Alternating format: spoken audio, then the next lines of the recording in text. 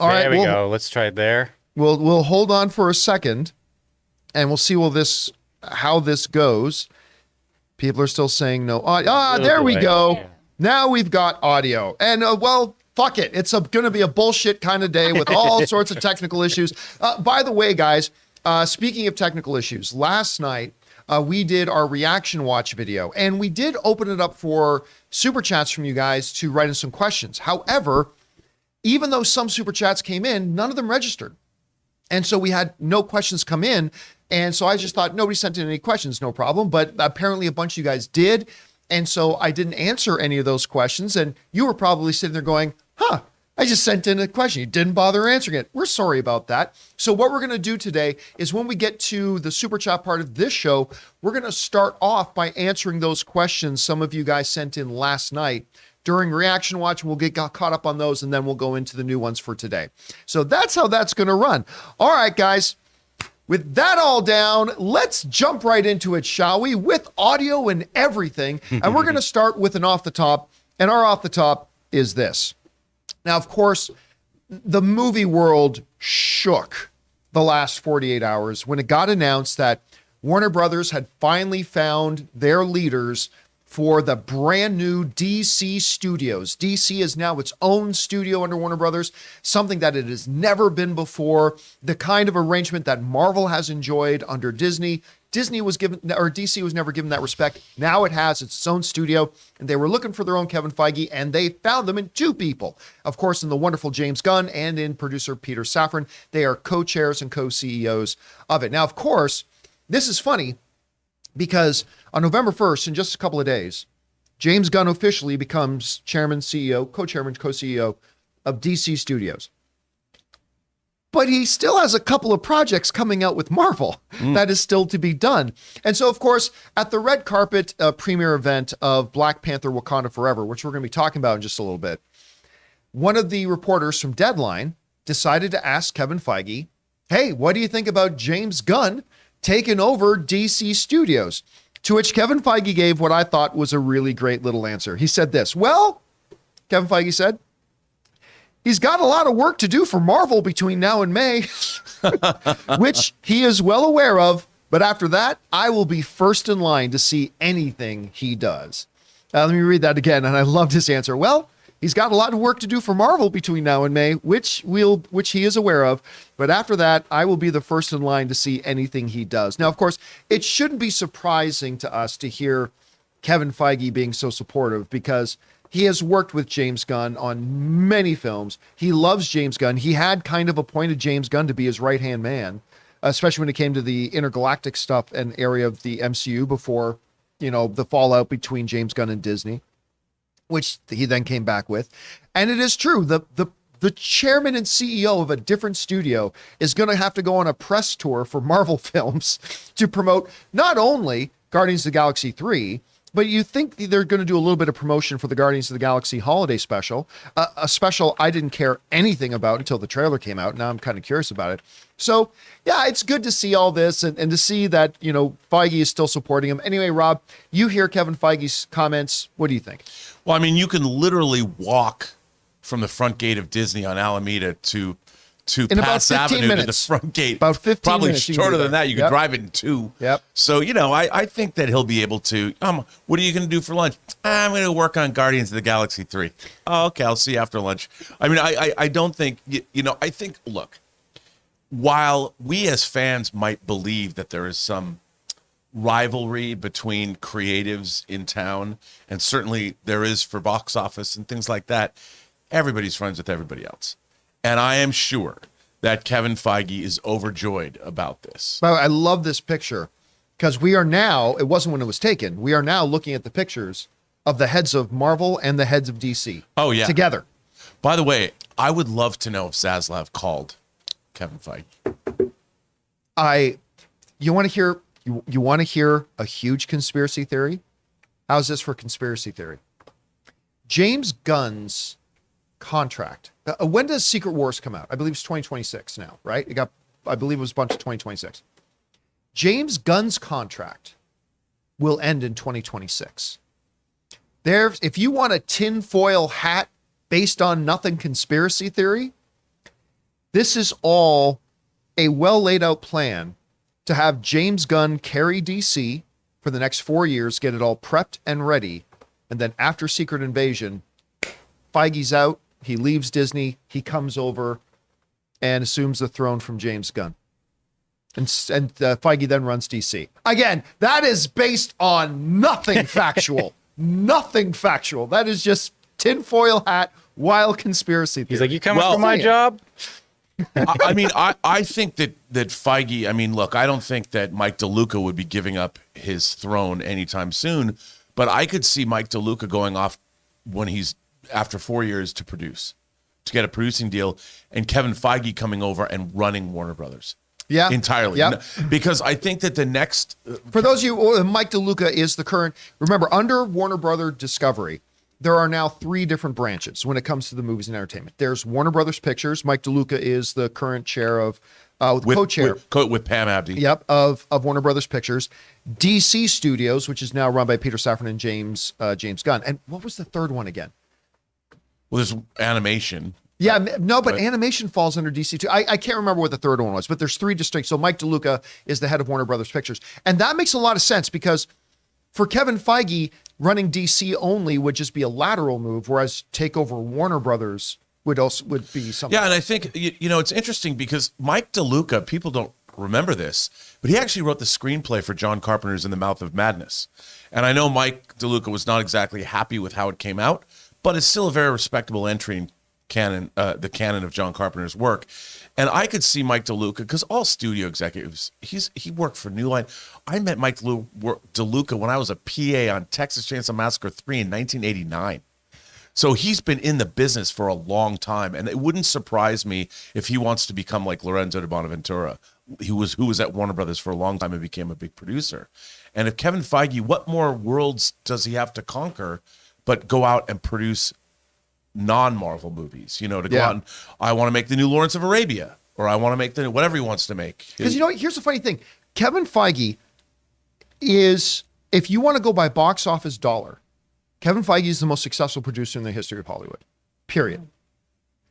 But the respect isn't on his name right now. He's beloved by the geek community, yes, but that respect isn't on his name. It's, there's the comic book movies. It might be a really interesting move for him to go and take over a major studio like Warner Brothers Pictures and take that success over there and say, I'm just the best at everything now.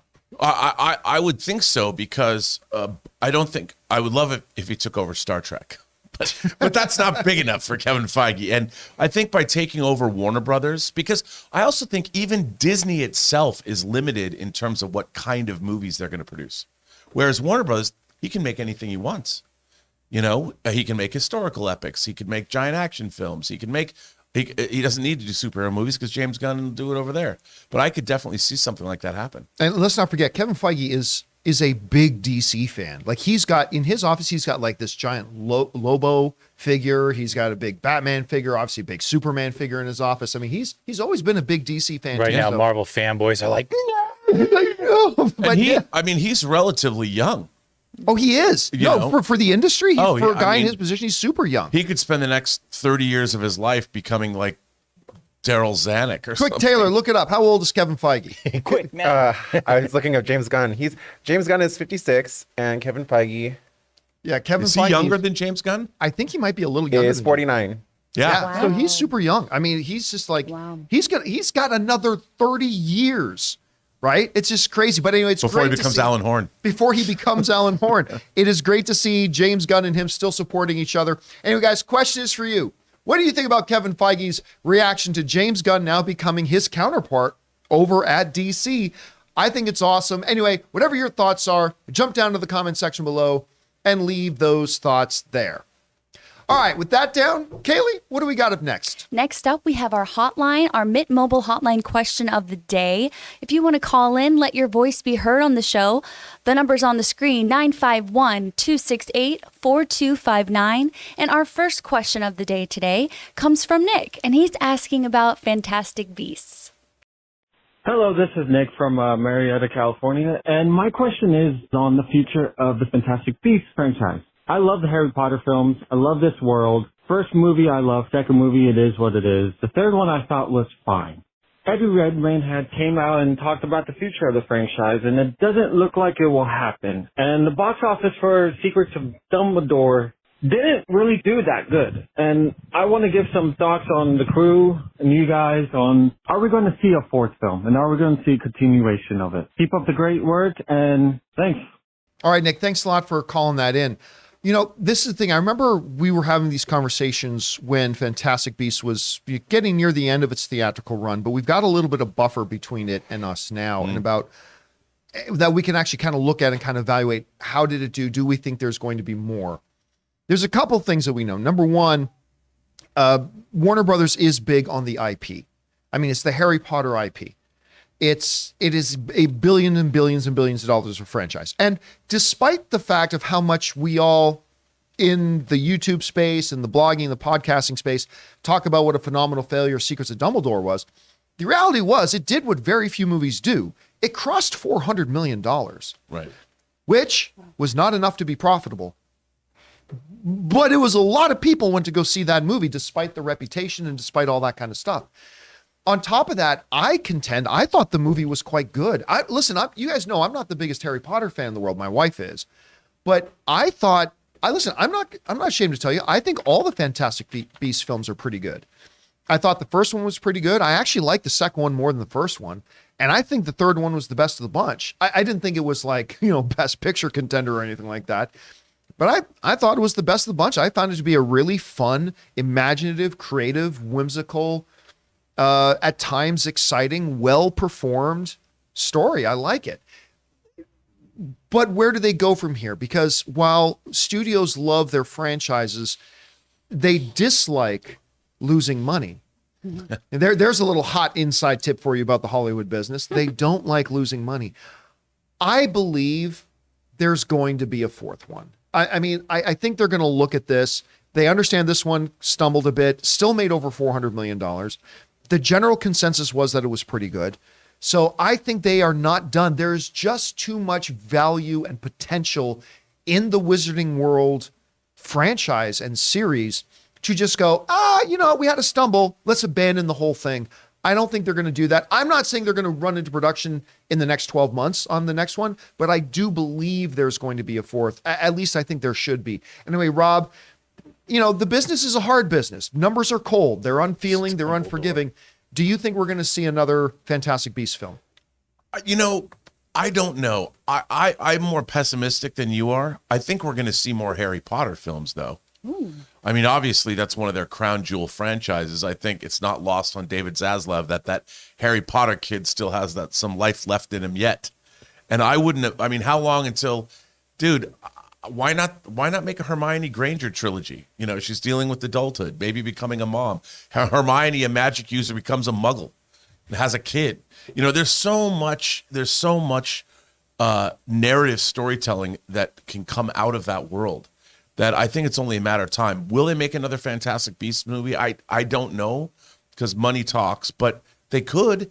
Like you, I kind of liked the third one. I thought it was pretty good. Yeah, I did too. And as a matter of fact, it might be my favorite of the three, to be honest. It is mine. It is my favorite of the three. Okay, yeah. Well, there you go. And and Mads Mikkelsen was great. And why not? It's just, will people go see it? Obviously, trilogies, once you have a trilogy, that's a nice place to end. And number 4, unless you're George Miller making Fury Road, a fourth film in sometimes in trilogies doesn't work very well. Now, I saw somebody in the live chat, and it's an understandable question, and I missed who wrote it, but somebody in the live chat wrote, why keep spending money on a franchise that's losing you money? Well, time out. How many Harry Potter films were there? 8? Yeah. Well, because the last one's Because they split in split the last one in 2. Okay, so the 8, right? So that means there have been 11 Harry Potter universe movies between Harry Potter and the Fantastic Beasts. Why keep spending money on a franchise that's losing money?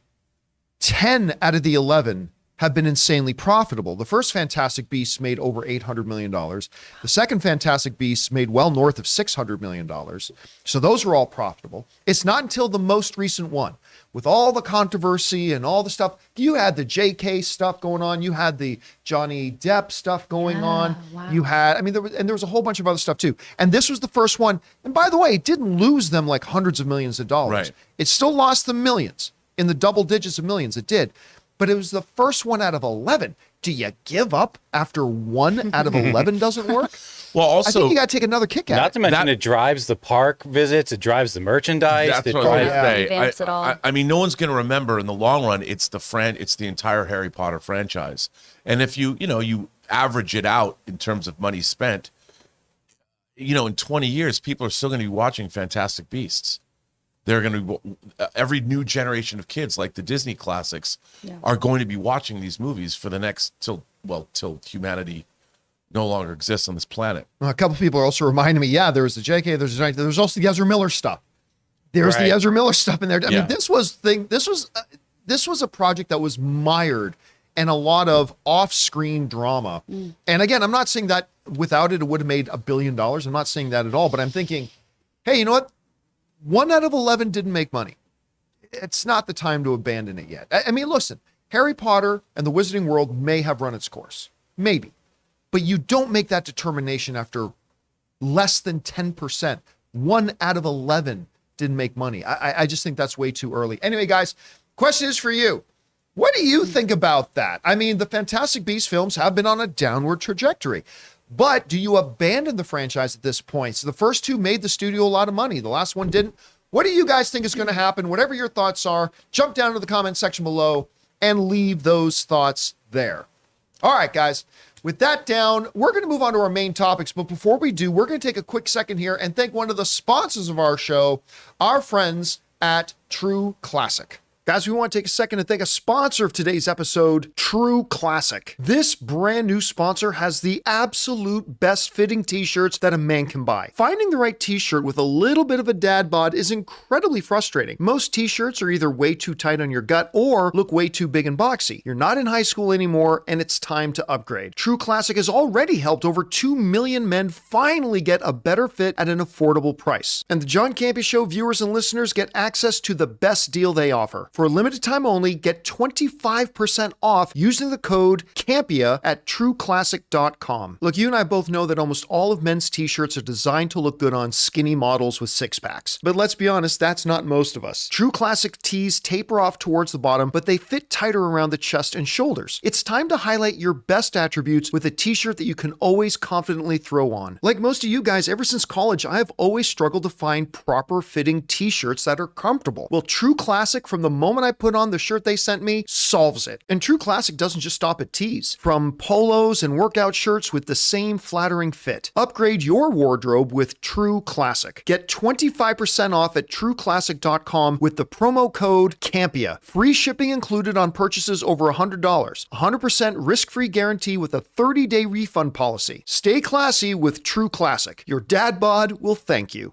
And thank you to our friends at True Classic for sponsoring this episode of the John Campea Show. Okay, guys, with that all down, we're now going to move into our main topics here. And how do we select our main topics? Well, that's where you guys come in, because you guys come up with our main topics. Whenever you come across a big topic, issue, or story that you guys feel we need to cover as a main topic on the show, just go anytime 24/7 over to www.thejohncampeashow.com/contact. Once you guys get there, you're going to see a form. Fill it out with your topic or question. It's absolutely free. Hit submit, and then maybe, just maybe, you might see your submission featured as a main topic here on the John Campea Show. With that down, Kaylee, what do we got up first? First up is a question from Thomas Lott. Hey, John, I know you're a huge fan of Yellowstone. So I was wondering if you saw the new spinoff, 1923, with Harrison Ford and Helen Mirren, has now officially been given the green light for 2 seasons that will both be 8 episodes. I was under the impression that the Yellowstone spinoffs would all be 1 season. So this is good news. What do you think? Okay, John, I know you love Yellowstone. Love it. So do I. Obsessed. What do you think? You know what? It's funny. When 1883 was coming out, I didn't care about it. Like I fell in love with Yellowstone, but I love Yellowstone because of the characters. Yeah. And so when they announced that they were doing 1883, I'm like, eh. And it got like halfway through its season, and it took halfway through its season for everybody to tell me, John, you gotta watch 1883. Yep. That I finally checked it out, and it was great, and it was wonderful. So then they say, well, we're going to do it again, but we're going to fast forward a bunch of decades, and now it's going to be Helen Mirren and Harrison Ford, which is very intriguing. And was it 1923? Yeah. Is that what Yeah. this one is? 1923. So we're going to fast forward it. You got two amazing performers now, like like Hall of Famers already starring in it. And so it's like, all right. But I just assumed, you're right. I assumed that all these would be single season things, but you're right. It is coming out and it is going to be multiple seasons. This comes to us from the folks over at Deadline who write the following. Taylor Sheridan, who, God, this guy just rules the world right now. Taylor Sheridan's limited series 1923 has turned out to be such a sprawling saga that he'll need 2 seasons to get it done. The dish here's 101 Studios and MTV Entertainment Studios have given a thumbs up to Sheridan's ambitions for the Paramount Plus limited series, and Source said that negotiations are underway to bring back the cast for another season. Each 1923 season will be 8 episodes, starring Harrison Ford, Helen Mirren, and a cast of bright young actors playing the 3 young sons and 2 daughters. While the bulk of the action focuses on the construction of the sprawling Yellowstone Ranch in Montana, the series is also shooting in South Africa, Tanzania, and Malta to give a sense of the saga's scope. And that again comes to us from Deadline. I'm like, what? You're shooting where? So he's clearly got some big ambitions for this. And of course, the new season of Yellowstone is premiering pretty soon. Sheridan's now King of Tulsa is coming back. They also announced that season 2 for Mayor of Kingstown is also coming back. Taylor Sheridan is a busy dude. So I'll tell you what, because of 1883, I am more interested in this 1923 thing. Hearing that his story is so much scope and they're going to be shooting in all these locations, I'm intrigued. So yeah, I consider this good news. I'll be checking it out. Rob, what about you? Dude, bring it on. I mean, I loved 1883. I thought it was, when I tuned in, I'm like, like you. I loved it. And I love this idea that he's sort of telling this history of America within through the eyes of this one family. Yes. And I going into the night, I mean, you're in the beginning. When I think about the Roaring 20s, I'm always thinking about like New York. What was going on in New York or Chicago? What do the Roaring 20s look like from their perspective? I don't know. I mean, I could see them doing a show in the 40s during World War II. How did that affect them? The 50s, the 60s, what was that like? I think this is a really fascinating, and for a franchise, it's pretty crazy. If you look at, going back from Yellowstone to the 1800s, Do you remember, it's not Rob? like characters could cross over. I love what he's doing. I think Taylor Sheridan, I mean, between his movies like Wind River or Hell and High Water, and what he's doing on TV. I mean, who would have thought that the guy would have made a mob show with Stallone in Tulsa, Oklahoma? Like, I don't care what I'll watch anything he does just to see how it's all going to play out, because all of it's been pretty great. So Kaylee, let me ask you, like, you are a fan of Yellowstone. Huge fan. Did you also watch 1883? That's the one I never got to, because at first I was skeptical. I love Tim McGraw, love Faith Hill, so I'm like, all right, I will check it out.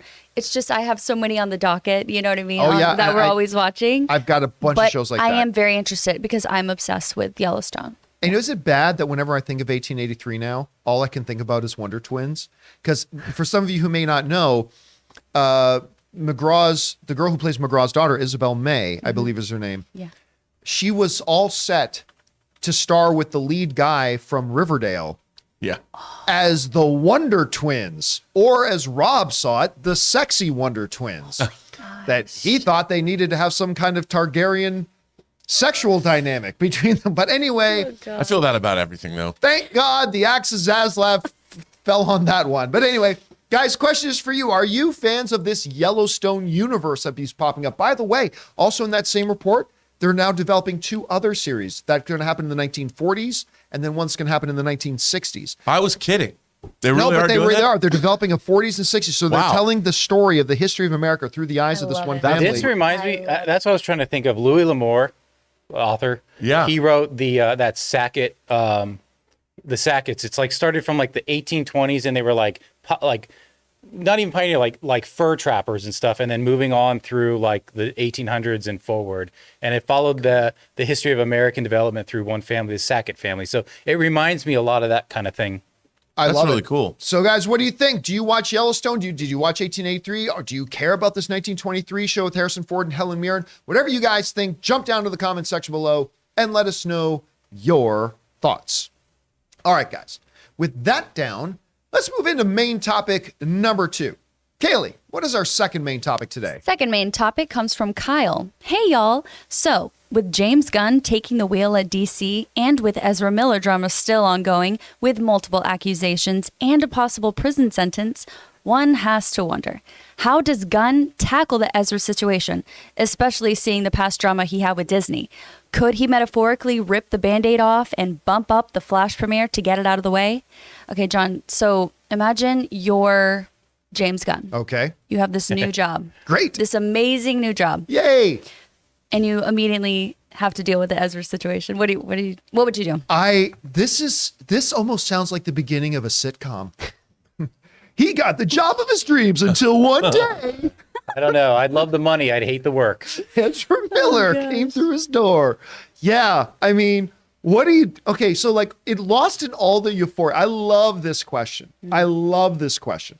Because in the midst of all the euphoria about James Gunn and Peter Safran taking over DC and all the wonderful possibilities there and all the excitement and how great that must be for James Gunn of this journey he's had, not to mention the journey with Disney and where he got removed from Disney for a while before they brought him back. And then it's like, yay, and you enter the throne room and there's this big pile of shit on the floor called Ezra Miller situation. What do you do? And as unfortunate as it is, it's part of the gig. You want the throne, you got to deal with all the crap that comes along with the throne. And now Peter and James have taken the throne, or they will on November 1st. And they're going to have to deal with, now, I'm sure a lot of decisions about the Ezra Miller situation in terms of Warner Brothers has already been made. But the reality is they're now the captains of the ship. And they're going to ultimately determine whatever decisions had been made before that. They're going to be the ones to decide what happens moving forward. Let me start with this one thing. You mentioned that, James Gunn has dealt with his own adversity with all the stuff that was going on at Disney. But that situation is not comparable to the Ezra Miller situation. James Gunn's situation was some bad humor tweets he made a decade earlier. That's completely different from the very physical, tangible things that Ezra Miller stands accused of doing. So it's a very, very different scenario between James and Ezra. So you can't compare that. Could James Gunn decide to do what we kind of thought Warner Brothers should do and maybe thought they would have done a while ago, which was just release the damn movie as soon as you can, because you cannot trust that Ezra Miller is not going to continue to make headlines for all the wrong reasons. So do you just bump up the release of Flash, get it out there as soon as you can, then the moments that's done, the press release comes out 2 months later that Ezra Miller will no longer be playing the Flash due to scheduling conflicts, and then cut ties and just move forward. I don't think that's what James Gunn is going to do. I think at this point, now, I can't remember what is the release date of Flash, but I think we're under, if I'm not wrong, I think we're under June. As of right now, June? it says it's June 23rd, 2023. So basically we're at the beginning of November. So December, January, February, March, April, May, just we're 7 months, 7-8 months out. At this point now, this was the move to do 2 or 3 months ago. It's probably too late to do that now. Not to mention, I don't think the first thing that James Gunn and Peter Safran want to do is make their first major decision something surrounding a controversy like this. Mm-hmm. Warner Brothers has already kind of set up the path moving forward. They're going to get this movie released. They're going to promote it the best they can. They believe it's a fantastic movie. They'll let it come out. They'll let the dust settle, and they will quietly part ways with Ezra Miller.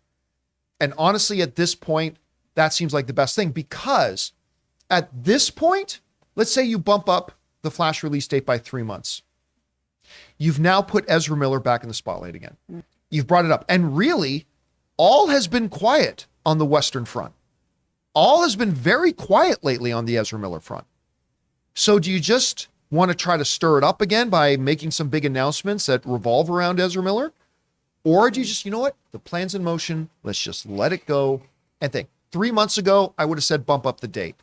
Now that we're under 8 months away from the movie coming out, I don't know. I think honestly for now, they let it lie. And then James and Peter, after The Flash comes out, will quietly announce Ezra Miller scheduling conflicts. We wish them well. Scheduling conflicts. Scheduling many conflicts. offers. We wish them well, that they have a great career on somebody else's front lawn, not ours. Anyway, Rob, I love the question. You're James Gunn, job of a lifetime, a dream job, and now you got this to deal with. What do you do? Well, James knows them. Knows James Ezra. knows Ezra. And they work together, and you've got, between Andy Muschietti, the director of Flash, and now James Gunn, whatever's going on with Mr. Miller, I think that between the two of them, hopefully between the help that he seems to be getting, that they seem to be getting, I mean, the help that they seem to be getting will help James Gunn and Andy Muschietti get the help that they need in terms of getting this movie out. And I'm hoping that they can all work together in making this thing happen because it benefits everybody. And whatever was happening in their lives, hopefully Ezra's getting the help that they need. And it seems that it's calmed down. Fingers crossed, maybe. But I mean, there's too much money at stake. And I think that look, I mean, Ezra was in Peacemaker. Yep. So A great moment in Peacemaker. a great moment. actually. So, and I am sure that they knew James Gunn from before. Yeah, because people, the town isn't that big, and when you're an actor and people know each other. Mm-hmm. So to have two directors, and I'm sure that James and Andy are on Ezra's side to get better. They want to help them. So I would. But you can want to help Ezra. Yes. And completely understand you can never be Flash again. Right. Well, that is true. Yeah. That is true. Because both are true. I think everybody wants Ezra to be healthy, still has to stand accountable for what they have done. They're going to have to face some court dates and trials. There may even be prison time. Still have to face the accountability for whatever they did or did not do as determined by a court of law. Absolutely. That being said, you still want them to be healthy, but it's just at the same time, we asked this question before, Rob. Let me throw it to you again. Is there any reality that between now and when Flash comes out, that they roll out Ezra to do any promotion for this film? Because again, like I said, they have it right now where they really want it to be. Shh, everything's quiet. Nobody's talking about Ezra Miller. Keep quiet. I just can't imagine a scenario where you roll out Ezra Miller at any kind of press event. Or because I remember I was at several press things for The Last Fantastic Beasts, and every cast member was there. Except Ezra Miller.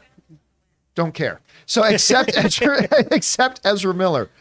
So, I mean, because if you bring out Ezra at any of these things, any journalist worth their salt, the first 30 questions are going to be about court dates and accusations and their mental health and all that kind of stuff. It ain't going to be about Flash. So do you see any way they can get Ezra involved in the marketing of this film? No way. Probably not. However, if a lot of this stuff is resolved by the time the movie comes out in 8 months, if he is exonerated legally, if they get the help they need, if there's a way that they can come out and make some kind of very public display, some kind of an apology to the people that they've hurt or whatever's been going on, and it becomes, by the way, not while the movie comes out. This would have to happen before the movie comes out. Right. And then it is known, and they come out and say right away, Ezra says, I would like to promote all the good work that everyone who's worked on this movie has done. I am willing to discuss the film, and let's leave it at that. But no journalists are not going to leave it at that. But if he comes out and if they come out, and the studio comes out and they come out and say, this is what I want to do, then maybe they can get away with that because people love forgiveness. Mm-hmm. Not here. Like this, there's just way I know. too I'm much. just trying to be. I'm just trying Trying to be optimistic. You're trying too hard. They do have a way. I mean, everyone has a way forward, and they have a way forward. Absolutely, but can but not in all the that time frame. happen in the next 6 months? No, probably not. Yeah, I just I just and it'll think they- become a circus. They are such a gifted actor, and I've been such a fan of Ezra Miller's. I am too. I look, all the other stuff aside, I have unwavered in this. I think Ezra is a tremendous actor. Yeah. I think they are tremendous actor. And I don't care what everybody else says. I've liked Ezra's Flash. Even the way he runs. I like even the way he runs. I don't care. I quite enjoy their Barry Allen. But they cannot be Flash anymore. And I don't think at all that they can promote this film. know. I don't know, guys. Question is for you. A lot can happen in the next 6 months, maybe good or bad. What do you guys think? You're James Gunn. You now got your dream job, and now you got to deal with this. What do you think James will do? Will he make some kind of bold, decisive action right now? Or will James Gunn and Peter Safran go, you know what? There's already a plan in place, and it seems to be working. Let's not shake that. I don't know. What do you think is going to happen? Whatever your thoughts are, jump down to the comment section below and let us know your thoughts. Okay, guys. With that down, we're going to take a second here and thank another sponsor of our show here today, the folks at Wondery and their new Rings of Power official podcast.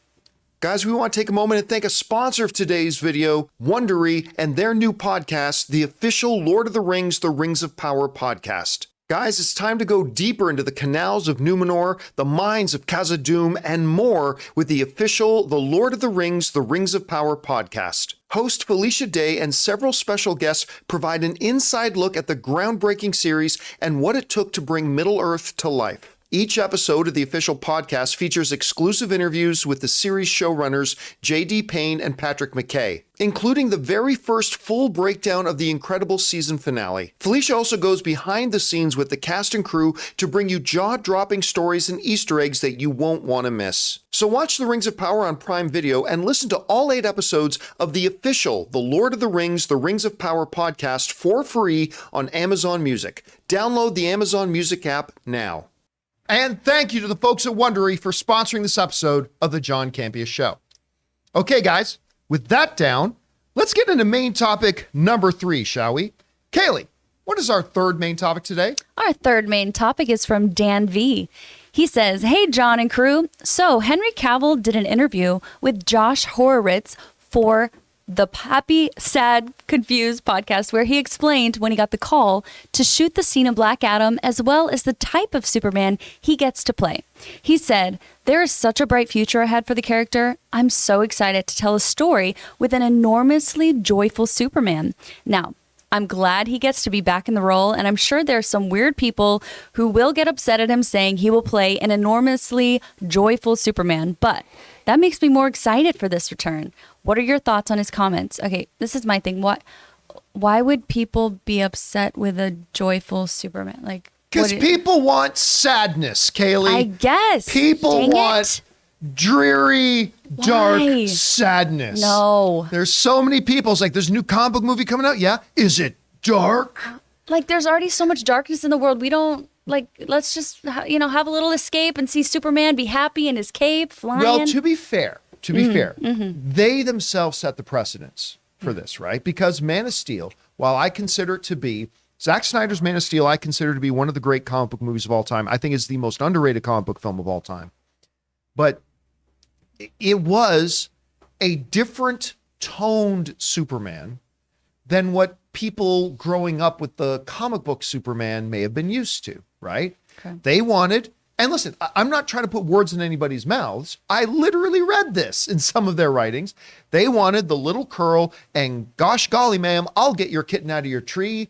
Oh, that's a tremendous smelling apple pie, Miss Jones. Like, that's the kind of Superman that they wanted. A lot of people wanted that. And there's nothing wrong with wanting that. That's great. Mm-hmm.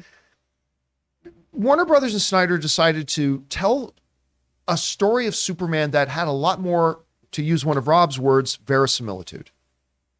What would an alien kid, a child growing up who didn't even know he was alien, but knowing there was something tremendously different about him compared to all the other kids, that, quite frankly, some of those great abilities tortured him, caused intense pain and trauma and whatever, and always knew he was different, whatever, finds out what he is, ultimately finds out he is an alien. His parents finally tell him one day, you're not actually our kid. We found you. And you're from another world somewhere. We don't even know what you are. But the world is going to freak out. Pa Kent, the world is going to freak out when they find out about you. It's going to change everything. It's going to change the way all of humanity sees reality and their world and what does it mean to be human and all that kind of stuff. And so you got to live with this burden, kid. And then, that's the Superman that we meet. It felt like what would really happen if a kid from Krypton crash landed on Earth and had to grow up under those circumstances. But you'll notice that as the DC, at the time, it's now the DCU, but at the time when it was the DCEU, as it progressed, you started to see Henry Cavill add more and more of those elements of the more joyful Superman. That by the time we got in both the theatrical version of Justice League and the Zack Snyder cut of Justice League, you actually saw a Superman who was actually enjoying life and loved being alive, all that kind of stuff. And so I love the way they portrayed Superman in Man of Steel. I thought that was absolutely appropriate for who he was. Yeah. And now that he's discovered who he is, and he's had some time to grow into that of understanding of who he is and what he is and discover himself, he's become more comfortable in himself. And that true personality of Kal-El, Clark Kent, starts to come out. And I think we are ready now to move in. I loved the Superman in Man of Steel, but I think that Superman in Man of Steel has to evolve. And I'm looking forward. You know what? I think there are going to be a lot of people, Rob, that are looking forward to see that more enormously joyful Superman who's going to be faced with obstacles, who's going to be faced with challenges for sure. But he's got a different worldview now. Anyway, Rob, you hear Henry Cavill's comments on this. What do you think, and how do you think people are going to react to it? I think they're going to react really well because, look, when I was growing up, when I was a little kid, there was the 50s Adventures of Superman with George Reeves as Superman and Clark Kent. And he was a baller. Like, he loved being Superman. He loved being Clark Kent. And he would use his superpowers and scoop people. He'd swoop in there and get the story, deliver it. He was awesome. And he was having a good time. Being Superman is not a dreary life. Superman already, he's got a hot redhead at home in Amy Adams. He's got Lois. I would think now he lives in a world where he's probably been to Atlantis and seen dudes fighting on sharks and seahorses, which means that's kind of neat. I'm sure Wonder Woman has said, why don't you come check out Paradise Island? He's met the Amazons, probably spoken to them, met Connie Nielsen. Hey, how are you? And so now there's a reason to be happy. And so in being Superman, he's now, I think, secure in his life as Superman. He's secure in the fact that there are these wondrous kingdoms on Earth, and there are these people that are my friends. And what we are here to do is benefit mankind. And for the most part, I think he's probably now having a pretty good time, even with his dual life. I'd like to see him be the cub reporter or the new reporter that gets the scoops. That is the best reporter at the Daily Planet. That is having a good time. Wink, wink, nudge, nudge across the room with Lois. I know what's up. Have a great time. Because all of us, what do you do when you're a little kid and you see a sheet lying there? You put it around your neck. Oh, I was going to say something else, but no, yours is better. Keep going. They had it in Man of Steel, when he puts the cape or that was a great moment in that first. You put it around your neck, moment. you pretend you fly, and it's that's what I want to see. And you know what? When there is somebody like, if reports are true or whatever, say they go with Brainiac as the villain. Superman's approach to Brainiac's like, hey, come have a good time, man. Why don't we use your vast alien intellect to do some good? And then he finds out this guy's a douchebag, and then he has to fight him. But he doesn't have to be like, oh, woe was me. He can fight him with a smile on his face. He's like, you don't want to mess with me. I'm going to go get Aquaman and Wonder Woman. I got the entire Atlantis and all the 7 kingdoms, and I've got Paradise Island behind me. Don't mess with Earth. Yeah, Superman doesn't even care. Superman doesn't even need him because he's Superman. I know. He's Superman. I would love to see a movie where the first 20 minutes is Clark Kent and Superman just being a baller dude. Just having a great time, a great life, showing up, throwing out the first pitch at a Yankees game, traveling, Better going to do it with his pinky. presiding over peace talks, in some mythical DC land. Just being awesome. And that's the way to do it. And he has that great smile on his face, and That's how you should start the movie. Here's the thing. I really Then you tear his life apart. I Then listen. you With, tear. I don't think Ben. I don't think Ben Affleck's coming back. But I mean, he's going to do a couple cameos and a couple things. That's great. But man, I would love to see him come back, because one of my favorite moments in what was the DCEU and is now the DCU was the ending of Justice League, when they're back at the Kent farm. And Clark says to Bruce, like, you see that relationship between them, right? It was the first time really you got to really see it, where they're very casual. It's Sunday afternoon. They're having a good time. And Clark says, how did you get the house back from the bank? And Bruce goes, I bought the bank. Which, by the way, Bruce, you're not very good with your money. Who bought the farm? You could have just bought the farm from the bank. I just got to guess that They probably could say no. Yeah, then you double the offer. Yeah, I don't know if you had to buy the bank. But anyway, that one moment of just the two of them casually talking together, that was magic to me. Like, I loved that. And I would love to see more of that moving forward, if they can. If Chris McQuarrie's not going to come back, not do the Superman movie, Ben Affleck should direct it, and Batman can be a secondary character, and they can have that banter. Like, the thing is, wouldn't it be interesting if the thing about Superman is he can't go and deal with banks? He can't do those kinds of things, but Bruce can. Somebody, the nerd upstairs, brought up a really great one in the live chat, and he said, what did he say? Nerd upstairs says, I mean, it also would have been less expensive if Batman just bought Smallville instead of the entire bank. Yeah, that would have worked too. That would have been a big check mark. Anyway, guys, the question is for you. What do you think about this? I love hearing Henry Cavill being excited about evolving the Superman character and having an enormously joyous Superman. I think that's great. I love the way it was in Man of Steel, but that character would evolve as they learn to be Superman, as Rob was saying. How do you guys feel about it? Whatever your thoughts are, jump down to the comments section below and leave your thoughts there. All right, guys. With that down, let's move on to main topic number 4. Kaylee, what is our fourth main topic today? Fourth main topic comes from Dominic O. Good morning, guys. The Wakanda Forever reactions watch you guys did was way past my bedtime where I live, so I didn't get a chance to watch it. But I saw all the reactions from the movie are incredible. Almost every single reaction are calling it dark, serious, thrilling, but most importantly, emotionally powerful. What do you guys think about the reactions that came out, and what can you guess about the movie from them? Thanks. Yeah, all right. Thanks a lot for that, Dominico. And again, big thank you to everybody who joined Rob and I in the reaction watch last night. And again, I know some people sent in some super chats. They did not register last night, but we've got them, and we will address those in just a little bit here on the show. Anyway, yeah, the reactions came in, and while I was not surprised to hear them, they were nonetheless very encouraging. I mean, everybody, the basic general message of it was emotional. I think that if you had to give one word to describe all the reactions that came out of it, was that it was emotional. Lots of great praises for Angela Bassett. Lots of great praises for Letitia Wright. Everybody saying they loved Namor. A lot of people talking about that it's about one. I remember one person writing and saying, this movie is about grief and darkness and revenge and war. Right. That was the other one. It's like, oh, Yeah. okay, we're going to the theaters to have ourselves a good time. But no, it's like there was a lot of that, and almost everybody saying that there was not a dry eye in the house, that there wasn't a dry eye in the place.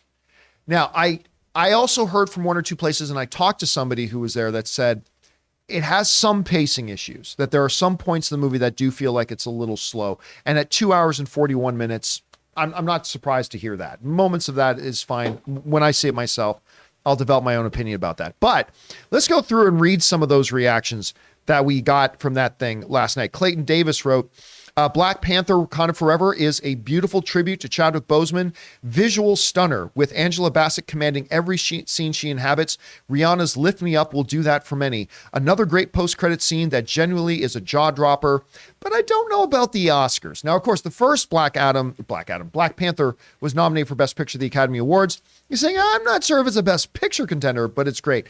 Brian Davids writes, Black Panther Wakanda Forever is Marvel's most poignant and powerful film to date. It's heavy and dark in the way that it is needed to be, and mostly abandons the studio's trademark hilarious tone. The craft work levels up in every conceivable way, and the performances rise to the occasion, which is good stuff to hear. Charles wrote, Wakanda's Forever's bigger in scope and scale than Black Panther, but its story is also one of Marvel's most intimate and heartfelt. It's definitely a comic book movie, but it's one that centers around grief and the grieving process rather than superheroics and spectacle. Which is kind of really in line with a lot of the stuff that we were hearing. One of the reactions that we read last night was from Lando, who wrote, Wakanda Forever is outstanding. It handles loss, grief, and revenge with a maturity and seriousness rarely seen in the MCU. Black Panther continues to be their crown jewel. Letitia Wright, Angela Bassett, and Tena Huerta all bring some of the best acting I've seen all year. Anyway, that goes on and on and on and on. That is basically... what we just read in those 4 or 5 reactions is basically what all the reactions were. It was all, it's heavy, it's emotional, it's poignant, it's powerful. It does not have your typical MCU tone, all that kind of stuff. Which, going into this movie with the loss of Chadwick Boseman, you knew it was going to be, and a lot of them said this movie is a celebration of Chadwick Boseman as well. The one thing that worries me about the reactions that I've heard coming out of this, and it's only going to be something that affects me, admittedly, which is you guys know how I feel about Shuri. Shuri is actually one of my top 5 favorite MCU characters. Her and M'Baku are actually 2 of my top 5 favorite MCU characters. I love both of them, but I love them for what they are. And I have been very, very, I'm very clear. I think it is the wrong decision to make Shuri the new Black Panther. Now, but what I'm going to do when I do go to see the movie is I'm going to take that bias, and this is what I do all the time, and I'm going to leave it at the door, and I'm going to go in and say, hit me with what you got. That's why so often I go, man, that movie looked like crap to me, but I loved it because, you leave your expectations at the door. And from all the praise we hear coming out about Letitia Wright, I'm like, well, that confirms it. She's probably going to be the new Black Panther, although maybe other people wear the costume at the same time. So that's the one thing that worries me a little bit. But Rob, it sounds like the movie is what it needed to be. This needed to be one that was going to help us all collectively, because we really haven't had the chance as fans to let us all collectively grieve together the loss of Chadwick Boseman and hopefully get what, all Ryan Coogler does. Ryan Coogler, he squats down and he craps out great movies. That's just what he does. So to give us a movie that lets us all together collectively grieve the loss of Chadwick Boseman, which we haven't really been able to do yet, and at the same time deliver a really powerful, emotional, exciting film at the same time, it sounds like it checked off those boxes. So I'm going to be very curious to see what happens once the full reviews come out and people are going to be able to get into the pros and the cons, like how the balances all work. But it sounds like everybody had a really good experience. What was your takeaway from all the different reactions we heard? Well, what I wanted was selfishly, I wanted the movie that I wanted to get. Like, give me what I want. And the MCU is not, I didn't get what I wanted with Moon Knight. And I wanted a lot, and I got none of it. I got some of it. Oscar Isaac was okay. But this movie, look, coming on the heels of the first Black Panther and coming on the heels of Civil War, there is a tone, there's an expectation of tone in the film. I don't want the guffaws that we had in Thor, Love and Thunder. I want to return to a serious movie that deals with serious themes within the MCU. And it sounds to me like I'm going to be getting that movie.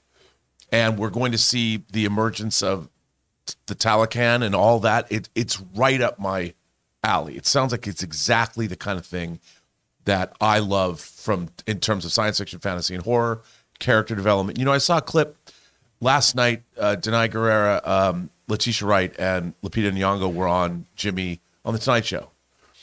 They were delightful, and they were wearing different outfits than they were wearing at the premiere because they're right across the street. They always do. They always get changed, then go across the street. Pretty awesome. Yeah. But there was a clip that they showed with Lupita Nyong'o I think it was she was talking to Denai, but about what she did, how after in universe, once Black Panther had passed away, she said, I just had to go because unlike you, he was your king, he was your Black Panther. To me, he was everything. And it was just a quick clip, and I was like, oh. Wow. And I'm like, that's the movie I want. I saw that clip. And then there was another great clip when Shuri and Denai went to see Riri Williams. And it was great. It was fun, but not too over the top. And I love their banter, and I love Riri. And of course, for those of you who don't know, Riri Williams is the character who is Ironheart. Ironheart, yeah. And these clips, and then there's this clip of the new Black Panther fighting. All of this, I'm like, I'm in. Count me in. Your clips did their job. I was a little disheartened. I mentioned this to you last night. In all the reactions, I didn't hear a single mention of either Lupita Nyong'o, who, you know, is a future ex-Mrs. Campea, and I did not one mention of Winston Duke, who I think should be the new king of Wakanda in M'Baku. I was really scared. Not once out of the 40 or 50 reactions I read, I never saw anybody mention either of them. And that's discouraging to me because I love those two characters so much. I really hope they have a prominent role in this thing too. Yeah, I mean, look, I was just happy to hear how many people love Namor. Yeah. You know, because that's been the whole, I've been a real proponent, and I know you have, about the whole idea of relocating, making Namor come from Mayan descent, or I love this idea. And a lot of fans, I've been getting a lot of pushback for months on that. And I'm like, I think when you see it, it's going to be cool. And to hear everybody's response to that it is cool, I'm like, awesome. Because, you know, we talked about this a little bit last night, that in the midst of the grieving and the celebrating of Chadwick Boseman and all that kind of stuff, you still have to give us a compelling movie. Yeah. And it actually makes the Namor character pivotal for this thing working. You've got to have a compelling antagonist. And it sounds like they did it. And I hope they did. Because again, you mentioned it last night. I will say it in complete agreement. When I first got my first look at the little, like the wings on his feet floating him around, I thought, well, that looks like a whole bowl of stupid. But everything I'm hearing, he comes across great. I mean, you can just tell. I just love the power that his presence has on screen. Like even in the trailer, that one shot when he like comes right up to Angela Bassett, it's like this dude carries a power and a regalness about him, and I hope that actually plays through in the movie itself. I can't wait, dude. I'll tell you one thing. After the responses and after the clips I saw, my expectation and excitement about this movie is through the roof. It's through the roof, because this was the thing that I was most looking forward to about Phase 4. With the exception, I know people are going, well, Rob, you wanted to see Moon Knight. Yes. Well, yes, but that was yeah. different. That was a lifelong thing. But in terms of what Phase 4 is, this is my biggest, I have the most expectations for this. And it seems like they will be satisfied. I'm going to say this too.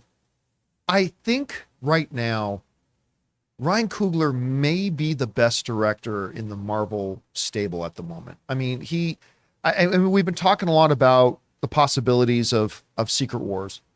Of course, Destin is directing Avengers Kang Dynasty. I don't think he's going to end up directing the second film as well. I still think it's going to end up being Ryan Coogler.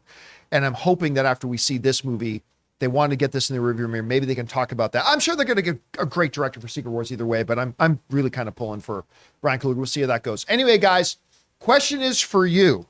The reactions coming out of Black Panther Wakanda Forever are all kind of across the board. It's powerful, it's emotional. It's not like the tone of the rest of the MCU. Apparently they've abandoned the regular MCU tone. That's going to be good for some people, not so good for others. I don't know. What do you guys make out of all the reactions we've heard? Where's your anticipation level like for this movie? Whatever those thoughts are, jump down to the comment section below and leave those thoughts there. All right, guys. With that now down, we're going to open up the super chats because we're going to use the next bit of the show to take your comments and questions. So now is your time to start firing those thoughts, theories, opinions, and questions that you have, and Rob and I will address them coming up here shortly. But first, we're going to take another break and thank the main sponsor of our show here today, my cell phone service provider, the wonderful folks, and they should be yours, at Mint Mobile. Guys, we want to take a second to thank the sponsor of this video, Mint Mobile. Mint Mobile offers premium wireless starting at just $15 a month. And now for the plot twist. I'm just kidding. There isn't one. Mint Mobile just has premium wireless from $15 a month. There's no trapping you into a 2-year contract or opening the bill to find all these crazy fees. There's no luring you in with free subscriptions to streaming services that you'll forget to cancel and be charged full price for. With my old wireless provider, every month when I opened the bill, it was like playing roulette. I never knew how big the bill was going to be, and it always seemed to get bigger. With Mint Mobile, it's totally different. I know exactly how little I'm paying every month, and there's never any surprises. Mint Mobile gives you the best rate whether you're buying for one or a family. And at Mint Mobile, families start at just 2 lines. All plans come with unlimited talk and text plus high-speed data delivered on the nation's largest 5G network. And guys, you get to use your own phone with any Mint Mobile plan and keep your same phone number along with all your existing contacts. So transferring over couldn't be easier. So to get premium wireless from just $15 a month and no unexpected plot twists, go to mintmobile.com/Campea. That's mintmobile.com/Campea. You'll make your wallet very happy at mintmobile.com/Campea. Hey guys, thank you to our friends at Mint Mobile for sponsoring this episode of the John Campea Show. All right, guys, listen, before we jump into answering the questions, we want to remind you guys that one of the shows that we have here on the John Campea channel is a wonderful show called Designing Hollywood. And we do that in partnership with the iconic Marilyn Vance, who is a legendary designer in Hollywood, and Martika Ibarra, who are the producers of the show.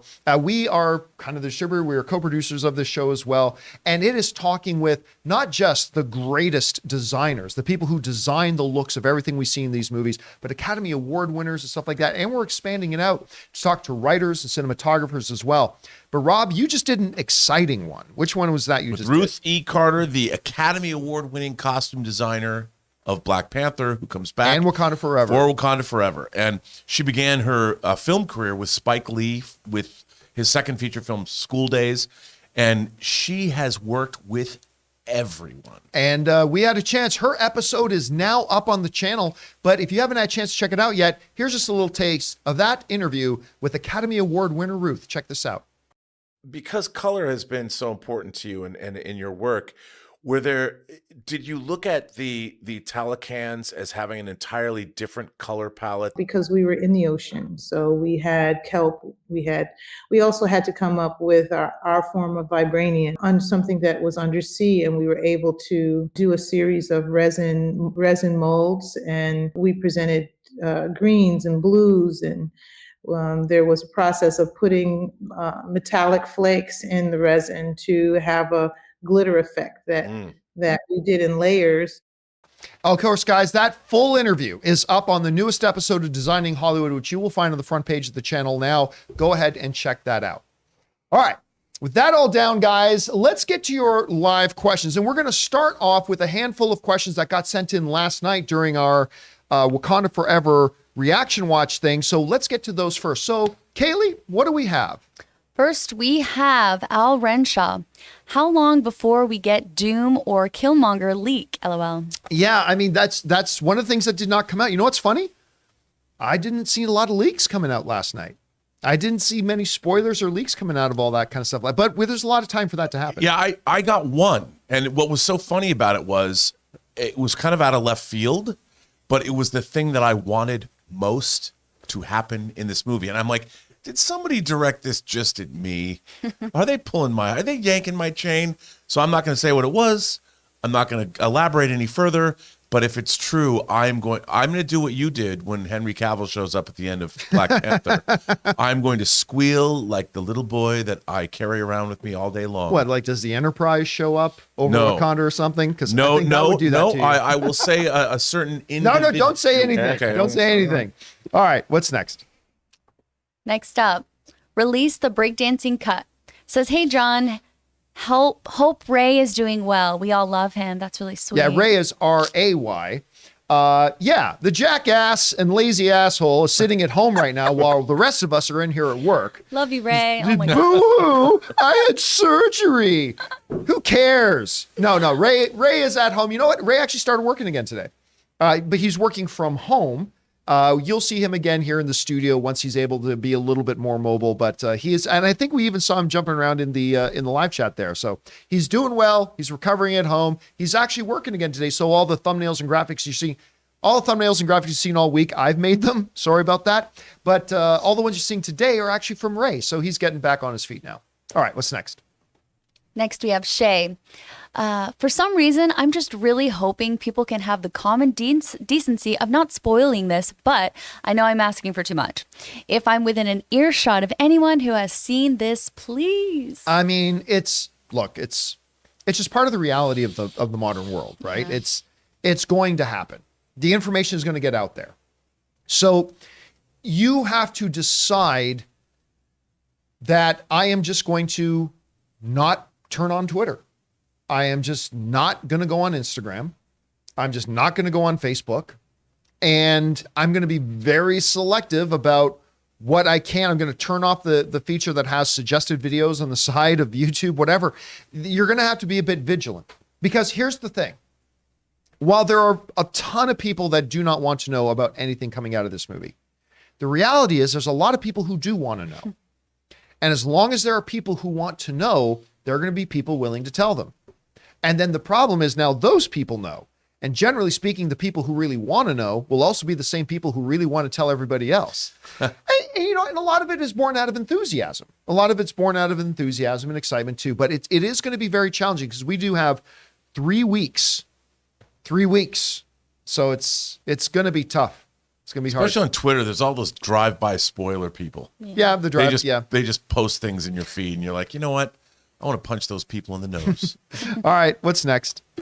Next, Mott Awesome says, can you please explain the difference between grounded and verisimilitude? Verisimilitude. Thanks. Loving these live streams. I think there is a distinct difference between like grounded and verisimilitude. Verisimilitude is a general feeling of, I can believe that. See, you can be in a fantastical sci-fi world and say, this to me has a sense of authenticity. Yeah.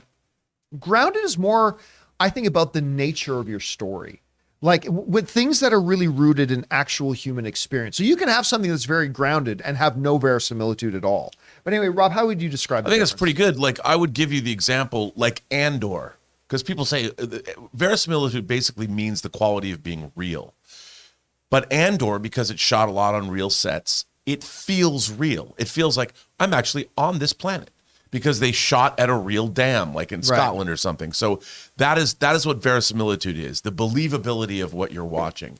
But something that is grounded, for instance, if you have a superhero that it could be fantastical in nature, and it doesn't necessarily have that quality of being real, but the character feels believable.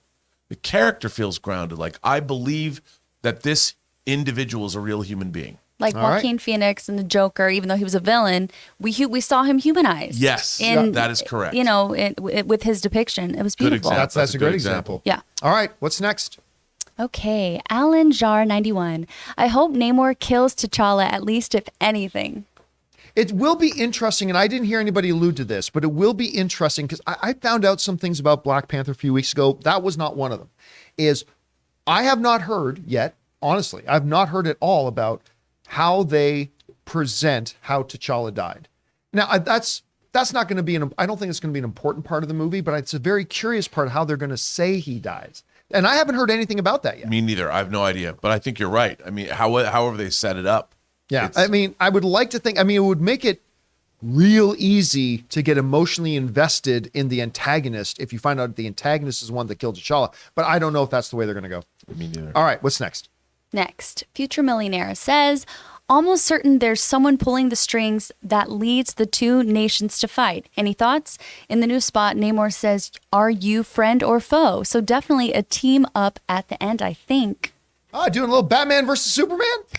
Honestly, the one thing I was kind of hoping they would not do in this movie, and by the way, Batman versus Superman wasn't the first one to do. This is an old trope, but it's like, it's like Step Brothers. Did we just become best friends? Yep. And it's like,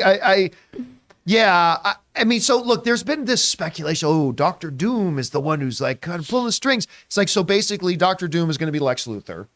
and who's manipulating Batman, aka Wakanda, and Superman, aka Talocan. And then they're going to realize it and they're going to team up and fight whatever that villain is at the end. I kind of hope they don't follow that trope. But if they do, I'm sure Ryan Coogler will find a way to make it exciting and thrilling and whatever. But I kind of hope they avoid that trope. Yeah, or it could be more of a real world thing where because Wakanda has opened its borders and because there's Wakandan embassies around the world, they've shown themselves to be a true friend of the rest of the nations on Earth. Well, what if the Talocan are not? You know, and Wakanda's like, look, you've got to be friends with the rest of the world. You can't be, and they're like, no, we don't. And what if it's Wakanda and the rest of the world against the I want to say Talocanians. What are they? I want to know what they're called. Are they just the Talocan? I would call them Talosians. Yeah, that's that. I mean, but I think that could also be interesting if the beef that Wakanda's backed up by the rest of the world, but the Talocan are like, we don't care. All right, what's next? Next, Johnny says, I believe Shuri is capable to be the new Black Panther and will live by the end. I know that she's not warrior type, but that doesn't mean it's impossible. No, it's just stupid. Look, again, I'm going to go into the movie and I will probably come out. Listen, if anybody's going to change my tune, it's going to be Ryan Coogler.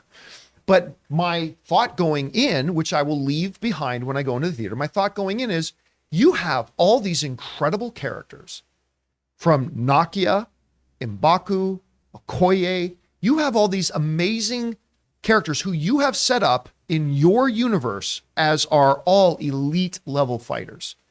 Like Nakia was an agent. She's traveled the world. She knows the world. She was the consort to the king of Wakanda, all that kind of stuff. She is the one that Angela Bassett, T'Challa's mother, wanted to take the last heart-shaped herb. She chose Nakia. And no, didn't do it. Okay, it should be her.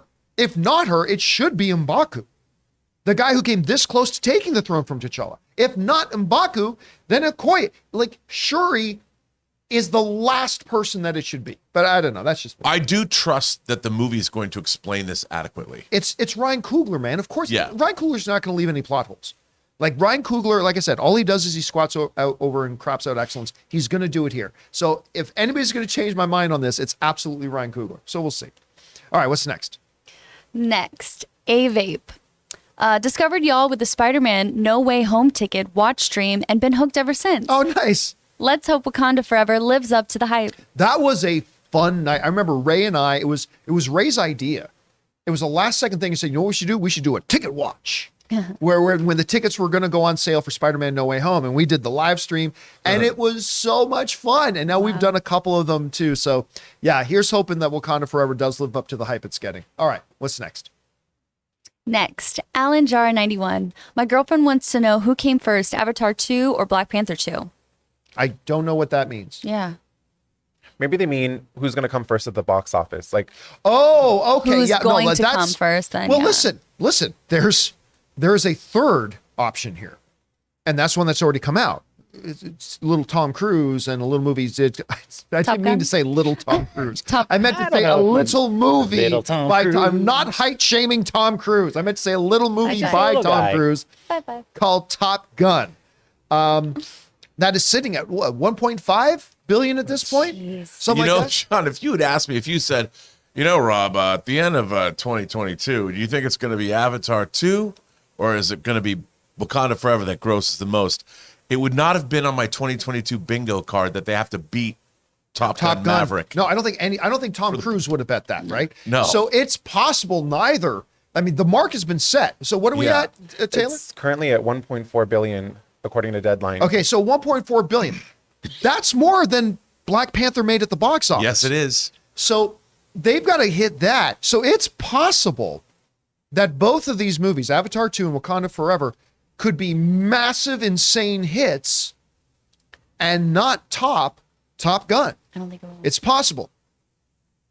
You know what? If you'd asked me a few months ago, and people did, I think I probably said my bet will be on James Cameron and Avatar 2.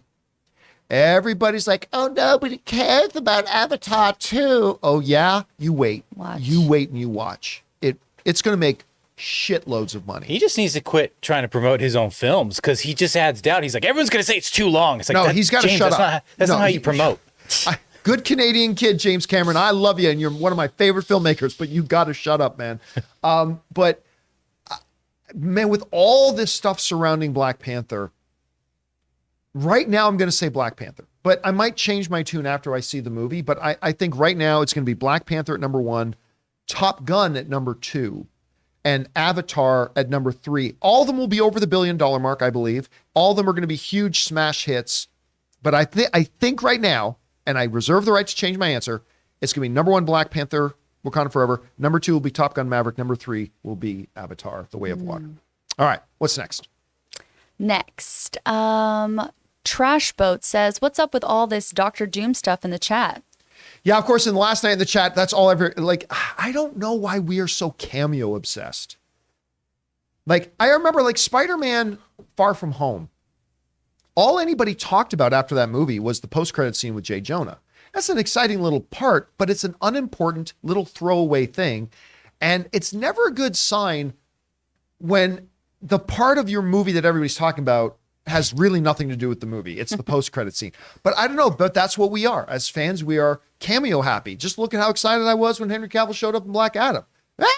Like, it just, we are cameo happy people when we really shouldn't be. I mean, the funny thing about it is, if Doctor Doom were to appear in a cameo in this particular film, who cares? Like, it's not like we don't know that at some point Doctor Doom is going to show up in the MCU because the Fantastic Four are going to show up.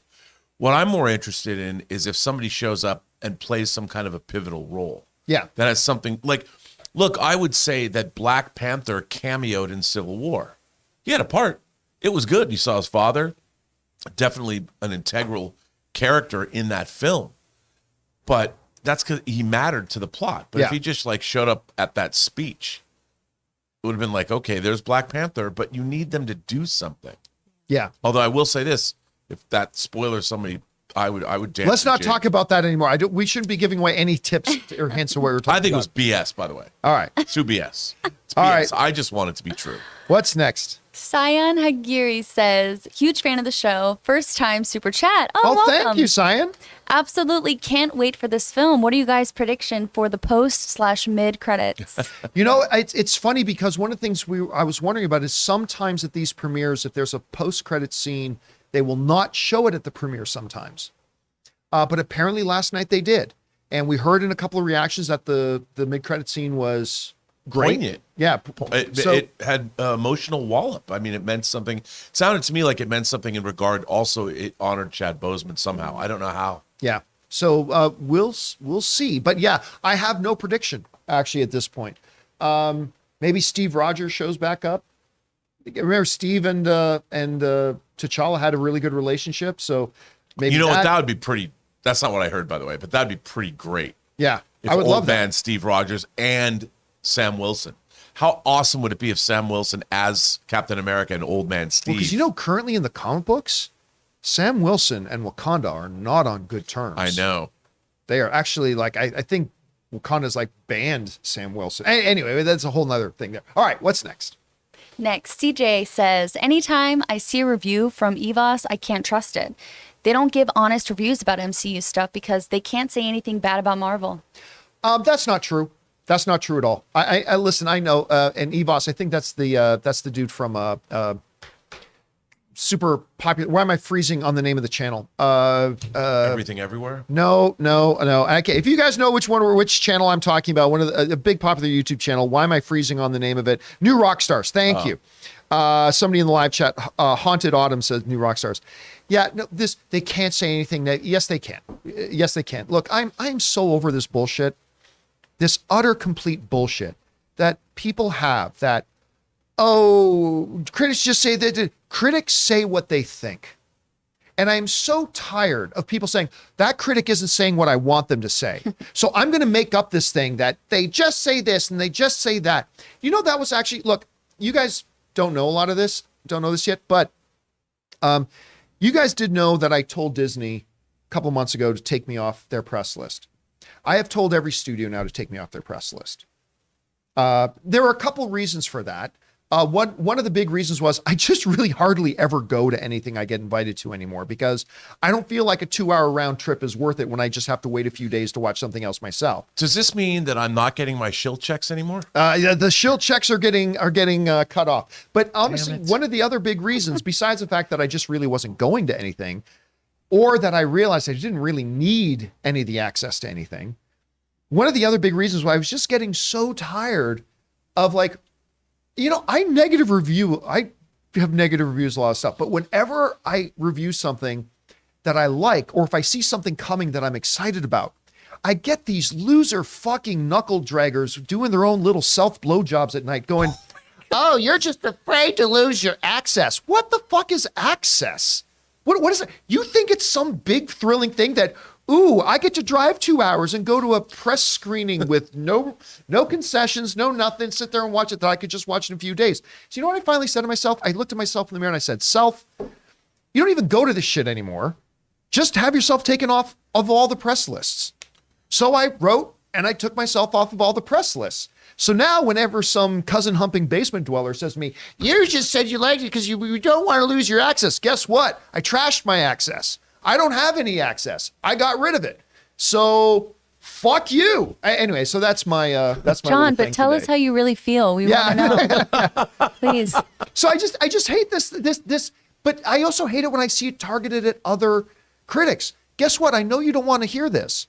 Critics just say what they think.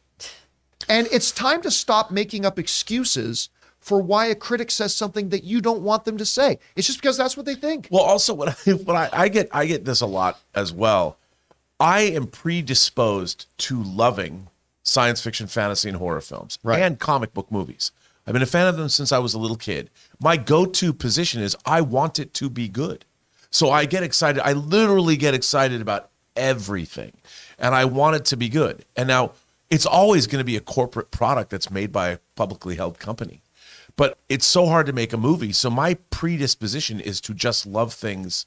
And it disappoints me. It does not give me any pleasure when I don't like them.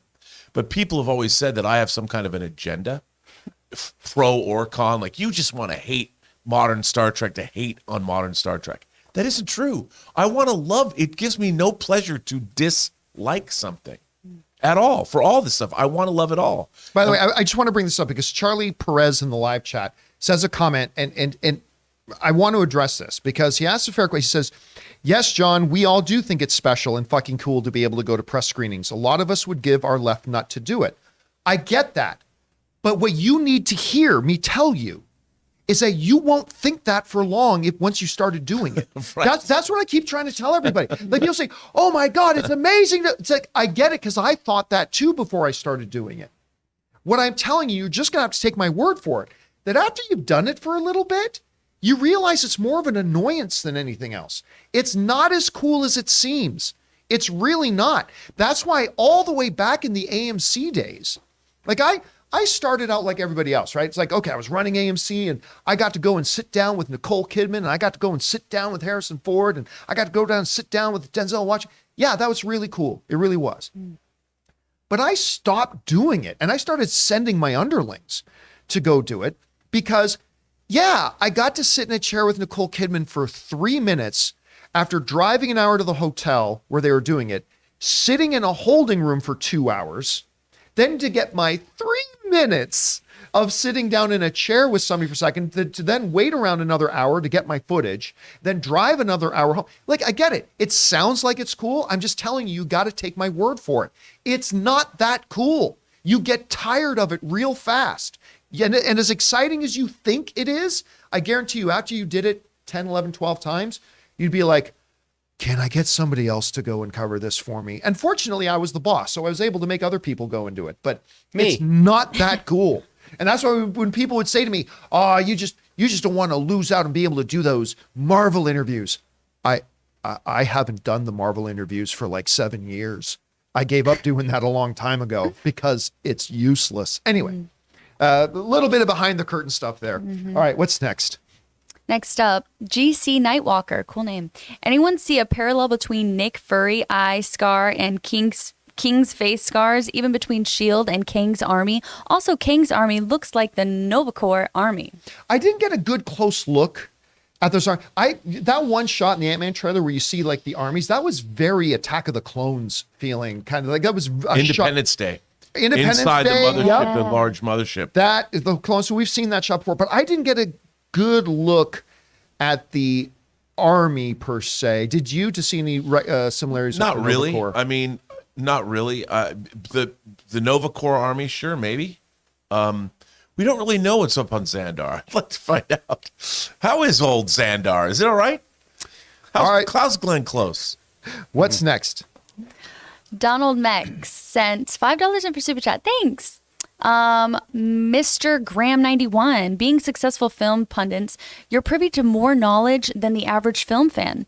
Is it hard to avoid spoilers, or is it a part of the gig while working in the business? Yeah, sometimes you'll be talking to somebody and you get a piece of information. Also, what happens is when you're in a position like ours, and there are a lot of people who are in positions like ours, that when somebody does find out something and they like, remember I said people want to find out things, but the same people who want to find out things are also the people who are really excited about sharing things. Yeah. And I get a lot of people both in studios and outside of studios that when they get something, they love sending it to me. And I do get a lot of stuff. Fortunately, I'm able to avoid a lot of the bigger spoiler stuff, but yeah, every time there's a movie coming out or whatever, I'll get some information about it sent to me and stuff like that. And then I got to try to be very careful that we don't talk about it on the show or whatever. But that's why, and when I do find out, I generally try to tell my audience, not what I heard, but like I had somebody show me some footage from Black Panther 2 Wakanda Forever. So I made sure I told my audience that, but I also specified the scenes I saw had nothing to do with letting me know the identity of Black Panther.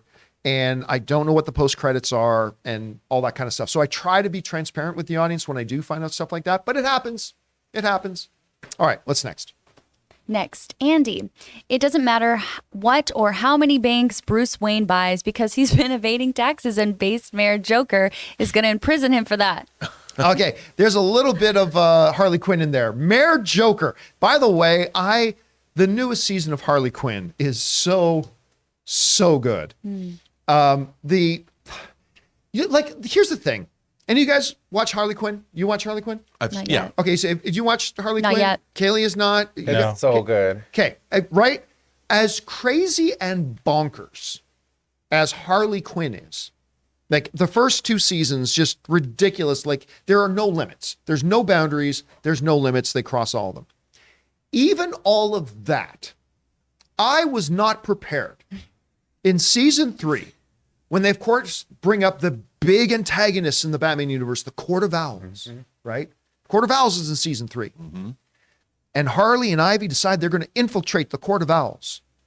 And they get there only to find out it's a giant orgy. That's the Court of Owls is the big giant Gotham orgy party.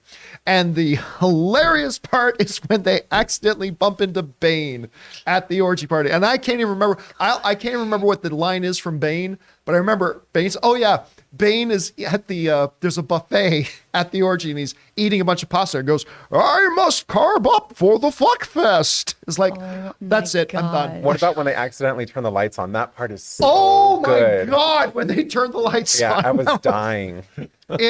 They never cease. It's like there's 3 seasons of it and it still catches me off guard every time. The show's brilliant. You got to check it out. All right, what's next? Next, My Comic Planet says that one critic you read concerns me just a bit. It centers on the grieving process rather than superheroics and spectacle. I just hope they use balance and don't go too hard on the grief. There is always a temptation to overcorrect, right? Because we're coming at one of the things that has made Marvel so successful is that they've had this balance of getting serious, pepper in the humor, always keep it balanced. And that's what's made for some really great thrilling rides through the first, 15 years of Marvel. What we've seen a little bit lately, particularly in Thor: Love and Thunder, a movie that I like in general, but still, in Love and Thunder, what we've seen is a tendency to move the needle a little bit too far over just to the plain silly, right? There is a temptation often sometimes to overcorrect and go too far the other way. But we did hear in some of the reactions that characters like Riri Williams and a couple of others do pepper in some lightheartedness and some humor here and there to try to keep it a little bit more balanced. So we'll see how well they're able to do it. They don't want to go too far one way or the other, but I have a feeling, listen, it's Ryan Coogler, man, and Ryan I trust. So we'll see what he's able to bring to the table with that. Good point, though. All right, what's next? Next, Spencer Nielsen. John, you often posit that Daniel Day-Lewis's Daniel Plainview is the greatest performance in screen history. Yes, I do. I see you and raise you one Liv Ullmann in Autumn Sonata. Back me up, Rob. Okay. Autumn Sonata is a great movie and Liv Ullmann's a great actress, but it's not as showy of a performance as Daniel Plainview is. I think it depends what you're looking for. I never, that's a great, by the way, nice poll. I don't think you can ever compare and contrast performances between actors like that. Yeah. Because they're just doing very different things. Those movies are very different movies. And while you get great performances, the thing about Daniel Plainview's performance is, or Daniel Day-Lewis as Daniel Plainview, is it's just a more showy performance. There's a lot more going on there in a different way than is going on. I mean, it's much, Autumn Sonata is much more of an interior performance. Daniel Plainview's, that character is much more exterior. All right, what's next? Sam Fisher. Feige's reaction makes complete sense. Any win for DC is a win for Marvel and vice versa because most moviegoers don't know the difference. So a There it is. series of good comic book movies means that more people will see the next one, regardless of company. Momentum, man. Listen, Kevin Feige, I remember I brought this up years ago. Kevin Feige brought up the old adage himself, a rising tide raises all ships, right? Like when people go to the movie theater, not the vast majority of the movie going audience are not like you and I here, like where we keep ourselves immersed in the movie world and all that kind of stuff. You guys watching this show, the type of people who would watch this show, the type of people who would make this kind of show, we're those. But the vast majority of the movie going audience is not. Yep. And so all they know is when they go to the movie theater, if someone goes to the theater and has a good time, they are more likely to come back to the movie theaters again soon. If they go to the movie theaters and have a bad time, they are less likely. Even if something great is coming out, they are less likely to go back to the movie theaters again. Much like a Court of Owl's orgy fuckfest, I suppose. If you have a good time, you're marking off your calendar for next Saturday too. If not, you ran into Bane, maybe not so much. But that's the point. And that's the point that Kevin Feige was trying to make. So Kevin Feige wasn't just being diplomatic and nice when he said, we cheer for DC. We want DC to do well.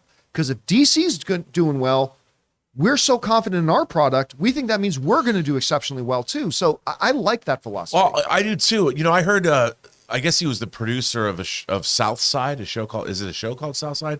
And he said something that I thought was really interesting. He said that he had heard once that in order to be successful in any business, you need your circle, meaning that no one does it alone. You have to have a bunch of people doing it. And everyone that believes... sounds like the Court of Owls. Sorry. I couldn't resist. Sorry. I heard they have good chicken. Sorry. Back on track. Sorry. Now I'm just thinking about Hollywood. What I was going to say is that this perception of rivalry between Marvel and DC, I mean, I can understand executives wanting to make the kind of money, but when you are making a film, you're not looking at someone else's film and feeling that you're competitive with it as a filmmaker. Maybe the marketing department does, and maybe the studio executives do. But I think filmmakers are very supportive of other filmmakers. We want all filmmakers to have a successful product at the end of the day. I certainly don't bet against my friends making movies. It's so hard, and I don't sit there and go, well, I hope your movie sucks. You know what gave a great quote along those lines? We talked about it a couple months ago. George R.R. Martin. They were interviewing George R.R. Martin, and he was talking about the fact that Rings of Power was coming out, and he goes, how awesome is that? I don't know that there was a lot of people who were more excited about Rings of Power than George R.R. Martin was. And he was like, how great is this? We're going to get these two high, fantasy things coming out. And he's like, I hope they do great. He goes, obviously, House of the Dragon is mine, so I hope we do a little bit better, but I hope they do great. Like, that's the type of attitude I think more fans, the attitudes that George R.R. Martin and guys like Kevin Feige exhibit, I think those are the attitudes that more of us fans should have. I mean, because don't we want everything to be great? Like when you get things, you want them to be great. I don't. Yeah, if you're not a understand sociopath, then yes, you want everything to be good. when I was a kid, I didn't get enough. I was like, please give me 2 fantasy shows. Please, I beg you. I didn't get them. All right, what's next? Next, My Comic Planet. For a movie as heavy as it sounds, will the audience want to rewatch this Black Panther 2 and second or third time in a theater? Will be fascinating to see. Listen, movies are experiential events, and every movie in its own unique way delivers a unique kind of experience.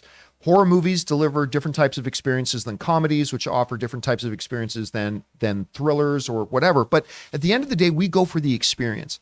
And I find heavy, emotional movies, if they can deliver an experience, a really good experience with those elements, I'm going to be right back there to go see it again. Now, there's a few exceptions, right? There's a difference between a movie that's heavy and they say something like Schindler's List, which is beyond brilliant, but it's horrific. Yeah. It just makes you, I don't know, or Detroit. What's James Cameron's ex-wife's name who directed? Catherine Bigelow. Catherine Bigelow's Detroit, right? That's another one. If you have not seen Catherine Bigelow's Detroit, it's awesome. Wow.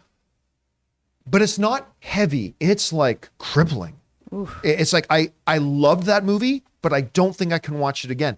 But those are rare exceptions. Like heavy movies, if they deliver that experience, then it's like sad movies or whatever. People will line up to come back. You know how many men and women lined up to go back to the theater 1,000 times to see Leonardo DiCaprio got pushed off that fucking floating door? I saw it at like 5 times. See? Yes, in right? The theater. It's just people wanted to keep going back and seeing that super sad part because it created an experience. Yeah. People watch Up 1,000,000 times because that opening is one of the greatest openings in cinematic history. But when his wife dies, but it's that experience. You want to go back on that ride again. Yeah. And so, no, I don't think it'll hurt. I don't think it'll hurt the rewatchability. I also think that if you have an emotional response to something, it doesn't matter if it's action-packed or if it's more contemplative. If it's an experience that you enjoy for whatever reason or that moves you, you're going to go back and have it again. Yeah. It doesn't have to be, you don't have to watch a great battle sequence or something to get you to watch it. Like one of my favorite scenes in Avengers Endgame remains when Steve Rogers sits down across from Natasha and they have that conversation. Oh, yeah. Yeah. That's one of my favorite. First of all, I love both of those movies. I love Infinity War and Endgame, but it's those moments. I don't just need the portal sequence to enjoy that experience. VHS in the live chat brings up Toy Story 3. This is a great example of that. The moment, there's a lot great about Toy Story 3. It was nominated for Best Picture at the Academy Awards, one of only 3 animated films to ever do it. So good. But the scene I always think about isn't any of the jokes, isn't any of the charming parts. It's the part when they're in the incinerator. Yeah. And they try to escape, and then there comes a moment of acceptance. They realize we're not getting out. And they just turn to each other. They hold hands. I have chills all over my body right now. I'm getting emotional right now. From Toy Story. You know what I mean? About talking toys. Yes. And they looked at each other and they hold hands and they accept their fate. They're all about to die.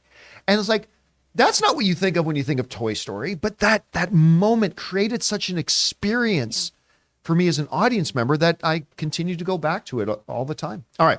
Sorry, we're falling a little bit behind here because I'm so long-winded today. All right, what's next? Al Renshaw. After what he did with Peacemaker credits, I can't wait to see what Gunn did with Guardians of the Galaxy. There's so many, you guys. Holiday special credits. Pure magic. I don't care about the credits. I just care about the movie. I'll tell you what, I gave 0 squirts of piss about this Guardians of the Galaxy holiday special until I saw that trailer. And once I saw the trailer, I'm like, okay, I get what they're doing with this. And this could be really, really fun. So yeah, let's see. Let's see what they do. All right, what's next? Next, Andy, I realized that Gotham Knights released the trailer at the end of May 2022, and yet the show isn't coming until 2023. Why release a trailer so soon? I don't know. It's honestly something I've been railing, not just about television. I've been railing against the whole idea of like movies. I mean, thankfully, the industry's changed because not that long ago, they were putting out trailers for movies that weren't coming out for a year. And it's useless. It's pointless. There's no point in putting out a trailer for something that doesn't come out for 7 months. There's just no point. But I'm glad we have this so we can make fun of it. Well, yes, yes. That is true too. But I mean, sometimes it's just, they will do them just as a quick announcement to the world. Hey guys, just so you know, this thing's coming. Put it on, just put it in the back of your mind, but it's coming. That's what they kind of did there, but I don't think anybody's lining up to watch it. No. Yeah, so but then again, we'll find out. Let's see what James Gunn does to it. Maybe, I just contradicted myself because I say I want everything to be good. I want it to be great. I have no expectation. No, and after seeing what I saw, I know it's not going to be. Let's see if the axe of Gunn starts to fall on things. We'll find out. All right, what's next? Gun. The axe of Gunn. The gun of Gunn. J Master. Rob, I am sorry, but I have to disagree on what you're saying about this is not the case. Ezra Miller will be recast as the Flash after the film comes out. I don't recall ever hearing Rob saying otherwise. No. Yeah, no, I don't disagree with you. I was speaking more that they might have a chance to acquit themselves admirably. Yeah, and maybe, like you were suggesting, maybe there's a chance they could be part of the promotional tour. But yes. Yeah, Rob has never said that he thinks Ezra is going to continue being Flash after the Flash. Yeah. Like that's, I mean, listen, is that possible? Of course it's possible, but I just extremely unlikely. Although they will remain being the Flash in my Maja case with my Justice League Hot Toys. There you go. They will do that. All right, what's next? Jai CSC. Tintin was released 11 years ago. Yep. I was a fan, but it underperformed, which I guess is the reason why PJ's sequel wasn't made. What are your thoughts on it? Spielberg and Peter Jackson, when you ask them about it, they still say it's going to happen. Wow. I don't believe it. So basically, it was kind of Peter Jackson and Steven Spielberg were going to be the vampire lords from Underworld. One asleep, two asleep, one awake for a thing. It was going to be, for those of you who don't remember, Peter Jackson and Steven Spielberg wanted to do a Tintin franchise. And the arrangement was going to be one would produce, one would direct, and then the next one, the other would direct and the other produce. And they were going to hopscotch through that, right? Leapfrog through time, like the Vampire Lords. But it never happened. And they still say it's going to, but I don't buy it. Do you think it's ever going to happen? No, because it underperformed. And I think one of the problems is, unless you're European, the Tintin franchise is not as well known as perhaps they thought it might have been. Right. And there was not a lot of clamoring. I think the world has sort of moved on. So, yeah, they couldn't make great movies, and there's a possibility, I'm sure they could make something great. But I mean, in this day and age, how are you going to get kids to be, unless Tintin's playing Minecraft, how are you going to get people to care? And honestly, while the movie turned out great, it didn't look all that good. Yeah. Right? It didn't look all that good. All right, what's next? All right, next, Ben Rayner. Hey, John and Rob, I sat down and watched Tales of Jedi. Quite enjoyed it, especially episode 4. Yeah. Have you seen this yet? They're short, 15 minutes max. Thoughts? Thanks for the show. Bring on the filthy. I'm not interested. I mean, I will watch it. I am going to watch it, but I'd be lying to you if I told you. Like, what was the name of the last shorts animated Star Wars thing they did again? They called that Visions. Visions, right? Couple of the ones in Visions were really good. But it was overall, it was kind of and so I'm not really excited about it, but I will watch it at some point. I'm hearing good things though. It's pretty good, and if you watch episode 4, you're gonna be like, that was really good. Is that the Adel one? Yes. Yeah, I keep hearing that. But it's also more so. It's about Count Dooku. Got it. And it's really good. All right, what's next? Next, The Batman. Hey, Kaylee, since comic book films are a big part of the show, I gotta ask, who's your favorite superhero? Why? I'm even asking because it's me, right? Right? Oh my God, Batman also tipped in like $50 to ask that question. I bet I know that person. Batman is my favorite superhero. I don't know. Is anyone else's Batman here or is it just me? Hey, Batman is, Batman. like I always say, like if you're gonna have Batman fight any character, well, Batman wins every time. It doesn't matter whether it's Superman, I don't care if it's Hulk, or whatever, anything short of Jesus, Batman wins the fight. But my actual favorite comic book character, Batman is my second favorite. My favorite comic book character is actually Magneto.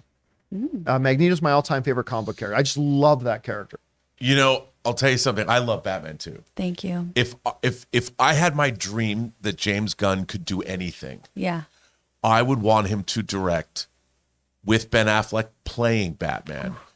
Justice League International, the comedic Justice League that Keith Giffen and J.M. DeMatteis wrote with Fire and Ice, with Guy Gardner, with Shazam, because it was comedic Justice League. If he were to do that, that would be the greatest thing ever. But the Batman is the straight man in that show. And I loved, and the whole point is that at one point Batman punches Guy Gardner and takes him out with one punch. And that's, to this day, if you are a comic book fan and you hear somebody say one punch, everyone knows what that means. And it's not One Punch Man, Ray. Oh, well, yeah, Ray might disagree with that. All right, what's next? Next, Sin Vendetta. As a massive Potterhead myself, I desperately want to see the last two Fantastic Beasts films made because we have to see the duel between Dumbledore and Grindelwald. I'm with you. I mean, we don't have to. I mean, they left an opening at the end of the latest movie. They did, but it's not like it's like, well, this is completely unresolved. No, the movie came to a pretty good ending. If that is it ended fine. But I would cast my vote with I would like to see another one. And I think they will do another one. Again, the IP is just too valuable to just walk away from at this point. Even the Fantastic, because take all the other Harry Potter movies out of it. 2 out of 3 of these movies have been very profitable. Yeah. In the hundreds of millions of dollars. Yeah. So yeah, you hit one bump, but you've got to be cognizant of the fact that there was so much off-screen drama that surrounded that movie, from Ezra Miller, the Johnny Depp, JK herself. I mean, it was just so much that I got to believe the next one would do better. All right, what's next? Next, My Comic Planet. A Sausage Party sequel series is in development for Amazon Prime. But in today's overly sensitive society, could a Sausage Party movie work? Well, here's the problem. The first one didn't work. Right. Listen, that movie looks like it's tailor-made for somebody like me. That style of humor, it's all my style of humor. And I will say this, the last 10 minutes of Sausage Party, while incredibly vulgar,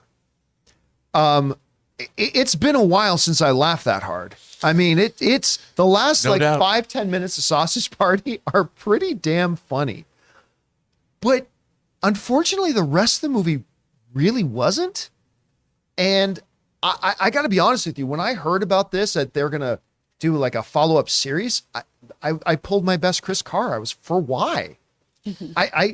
I mean, with all the great stuff that Seth Rogen does, by the way, good Canadian kid, with all the incredible stuff that Seth Rogen does, I don't know why he's wasting his time doing this one again, because I don't think this one is worth following up. I don't know. What do you think? Look, I tend to agree, but I mean, obviously, maybe they have a good idea. And anything that challenges the status quo these days, a gonzo humor where people are like, oh my God, you can't say that. I'm all for it. We literally on. just had Homelander jerk off over the city. You can do Sausage Party too. You can. If Amazon can do that. By the way, Andrew W. puts it better than I did. Andrew W. in the live chat said, Sausage Party is a skit that went on too long. Yeah. And I think that's exactly it, as a matter of fact. All right, what's next? Next, Chef Beaness. If Wakandas were smart, they would make armies of vibranium suits. Vibranium. Never have to worry about losing any war. Listen, they even said in the first Black Panther, when why am I freezing on his name? I'm not gonna move until I remember his damn name. I just said it the other day. It is whatever. Killmonger, Gollum. That actor. British guy. Why am I? Yeah. Andy Serkis. Andy Serkis, thank you. Is why am I drawing? But no, I was going to say, when Andy Serkis in the movie says, they put it in their clothes. Like, so yeah, they all do wear vibranium. But I guess like something as advanced as the Black Panther suit is probably another level. Ulysses Claw. Ulysses Claw. But, he does point out that all Wakandans have vibranium in their clothes. So yeah, that's probably part of their military. All right, what's next? Next, BJ. Harry Potter after 24 years, 11 blockbuster movies. Lord of the Rings after 24 years, 1 animated movie. Well, I don't understand what it is they're saying. Me neither. Harry Sorry, Potter BJ, I'm not quite sure what it is you're getting at there. Years. Anyway, we're running out of time. Let's move on. What's next? Joel. Oh, Joel sends in $20. Thank you, Joel, so much for supporting us on that level, man. This past year has been rough with working 13-hour shifts. My mom, who is in remission, now having stage 3 breast cancer. I'm so sorry. And one of my dogs recently passing away. Oh, no. I want to thank you all for being there. I love the show. Wow. Oh, well, thank you for that, Joe. Look, we always say about the great thing about movies and the fan community that surrounds movies is that it's a great oasis for us. You know, I've said it a million times, I will say it a million more. I go into a movie sometimes with certain troubles or obstacles in life. And when you come out of a movie or a good discussion about movies or whatever, those troubles and obstacles are still there. You're just hopefully a little bit more fresh and in a better place to deal with those things. And that's one of the things I love about the movies. Movies have always been there for me like that. And so has the movie community. And I'm glad it's been able to be there for you as well, man. So thanks for sharing. All right, what's next? Okay. Louis Mazer. Can Tyron Woodley have a successful acting career? You're talking about the MMA fighter? I believe so. Oh, that's right. Because I believe I heard he's got a Yeah. cameo or a bit part in Black Panther too, if I'm not mistaken. I don't know. He certainly has to act better than he can fight. So Maybe he should act like he can fight. Maybe that's what he was I hope he can act better than he can fight. At least know what? now. Funny. He used to be great. And then something happened, and I don't know where he is, but I don't know. No, I'm going to say no. He cannot have a successful acting career. But ask me again in a few weeks. I might have a different answer. It says that he's Sensei Odell in Cobra Kai. So there's that. He's in Cobra Kai? He's trying to act. Huh. Okay. Good to know. All right. Is that it? Yeah, that's all. All right, guys, and that'll do it for today's installment of the John Campea Show. Thank you so much for being here, making this show part of your day. Big special thank you to all you guys who sent in those super chats. Number one, because you gave us great fun things to talk about. But number two, you supported this channel as you did it. And all of us involved with the show, thank you guys so much for your support. Don't forget, a little bit later today at 3 p.m. Los Angeles time, we're going to be doing an open mic. So come on back and join me and Rob for that. We're just going to be taking your thoughts, comments, and questions for an hour or so. We hope that you'll join us. And don't forget, of course, to come back and join us again for tomorrow's installment of the John Campea Show. Once again, the Academy Award winner designer of Black Panther and Wakanda Forever is up on the channel now. The newest episode of Designing Hollywood. Go and check that out. Click the thumbs up button, subscribe to the channel, leave comments below. That'll do it for us for now, guys. My name's John Campea, and until next time, my friends, bye-bye.